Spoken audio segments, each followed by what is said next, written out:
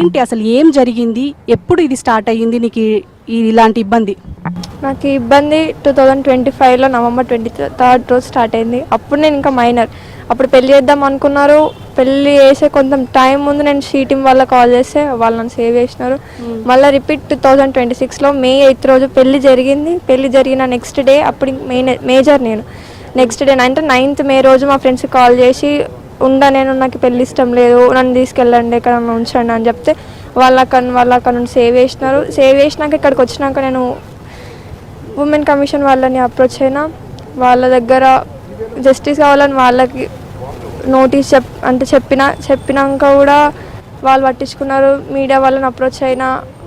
Media వాళ్ళ ద్వారానన్నా ఇంకా తెలుస్తుంది, నాకు ఇంకా జస్టిస్ జరుగుతుంది, నాకనే ఒక రక్షణ ఉంటుందని ఒక థాట్ తోటి మీడియా ఇప్పుడు వచ్చిన.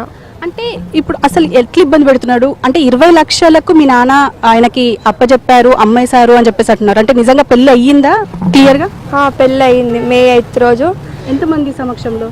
మ్యాక్స్ 50 మెంబర్స్ ఉంటారు ఒక గుళ్ళో, గుడి రామాలయంలో. అంటే నీకు నీ ఫ్రెండ్స్కి థ్రెట్ ఉంది అని అంటున్నారు. ఎలాంటి థ్రెట్ చేస్తున్నారు? ఫ్రెండ్ నన్ను అక్కడ నుండి ఎస్కేప్ చేసినందుకు ఆయన మీద కూడా చీటింగ్ కేసు పెట్టినారు. ఏమని, నువ్వు ఇంట్లో ఆమె తీసుకెళ్ళి ఆమె దగ్గర గోల్డ్ తీసుకున్నావు, పైసలు దొంగతనం చేసినావు, ఇట్లా మీ ఇద్దరు ఎక్కడన్నా కనిపిస్తే చంపేస్తా, ఇట్లా అని బెదిరిస్తున్నారు మమ్మల్ని. నేను అబ్బాయితో కలిసి వెళ్ళిపోలే, అక్కడ నుంచి తీసుకొచ్చింది అక్కడనే నేను మా ఫ్రెండ్స్ వేరే ఫ్రెండ్ వాళ్ళ ఇంట్లో నేను ఉంటున్నా. నాకంటే ఒక ప్రొటెక్షన్ కావాలి.